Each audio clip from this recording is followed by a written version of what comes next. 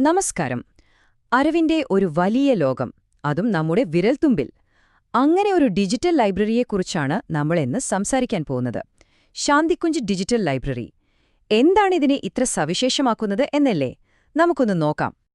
ആദ്യം തന്നെ പറയട്ടെ, ഇത് നമ്മൾ സാധാരണ കാണുന്ന പോലെ ഒരു ഓൺലൈൻ ലൈബ്രറി അല്ല. ഇതിനു പിന്നിൽ വളരെ ശക്തമായ ഒരു ദൗത്യമുണ്ട്. എന്താണെന്നോ, ഒരു യുഗത്തെ തന്നെ പുനർനിർമ്മിക്കുക.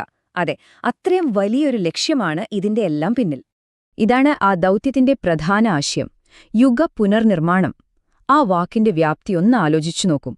ഇത് പുസ്തകങ്ങളുടെ ഒരു ശേഖരം മാത്രമല്ല, ധാർമ്മികവും ആത്മീയവുമായ ഒരു വലിയ മാറ്റത്തിനുള്ള തുടക്കമാണ്. അപ്പോൾ സ്വാഭാവികമായും ഒരു ചോദ്യം വരും, ഇത്രയും വലിയൊരു ലക്ഷ്യം എങ്ങനെയാണ് സാധ്യമാക്കുന്നത്? അതിനുള്ള ഒരു പ്രധാനപ്പെട്ട ഉപകരണമാണ് ഈ വലിയ വിജ്ഞാനശേഖരം. ആ മാറ്റം കൊണ്ടുവരാനുള്ള താക്കോൽ ഈ ഡിജിറ്റൽ ആർക്കൈവിലുണ്ട്.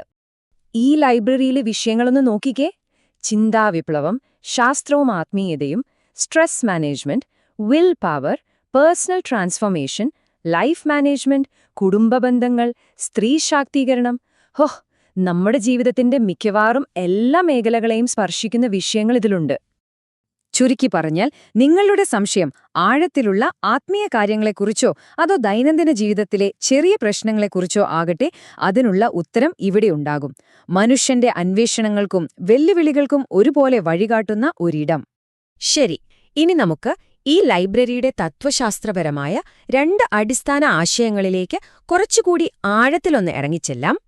ഇതിലെ ആദ്യത്തെ ആശയം തന്നെ വളരെ രസകരമാണ്: ശാസ്ത്രീയ ആത്മീയത. അതായത്, യുക്തിയെയും വിശ്വാസത്തെയും രണ്ടായി കാണാതെ അവയെ ഒരുമിപ്പിക്കാൻ ആഗ്രഹിക്കുന്നവർക്കുള്ള ഒരിടം. ആധുനിക ശാസ്ത്രത്തിന്റെ കണ്ടെത്തലുകളും പുരാതനമായ ആത്മീയ തത്വങ്ങളും ഇവിടെ ഒരുമിച്ചു വരുന്നു. അടുത്തത് അതിലും ശക്തമായ ഒരാശയമാണ് ചിന്താവിപ്ലവം. നമ്മൾ തുടക്കത്തിൽ പറഞ്ഞ യുഗ പുനർനിർമ്മാണം എന്ന വലിയ ലക്ഷ്യത്തിന്റെ അടിസ്ഥാന ശില തന്നെ ഇതാണ്.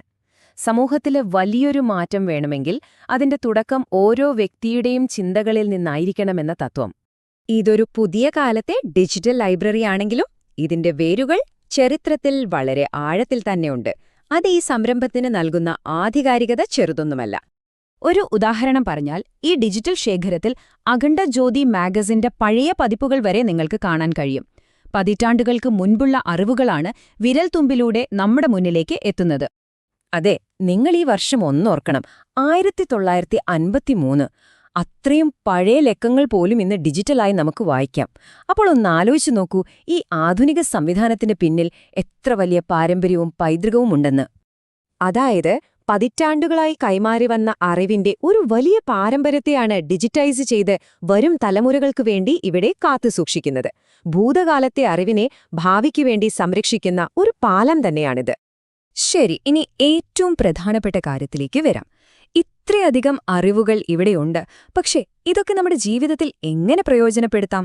കാരണം അറിവ് നേടുക എന്നതിലുപരി അതുപയോഗിക്കുന്നതിലാണല്ലോ കാര്യം, അല്ലേ? അതാണ്. ഇതിനെ വെറും ഒരു ലൈബ്രറിയായി മാത്രം കാണരുത്.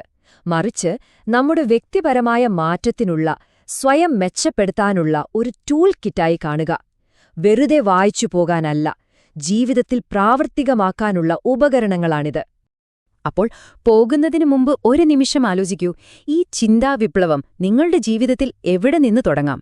നിങ്ങൾക്ക് മാറ്റാൻ കഴിയുന്ന, പുനർനിർമ്മിക്കാൻ കഴിയുന്ന ഒരൊറ്റ ചിന്ത, അതെന്തായിരിക്കും? ആ ഒരു ചോദ്യത്തോടെ നിർത്തുന്നു. ആഴത്തിൽ ചിന്തിക്കുക.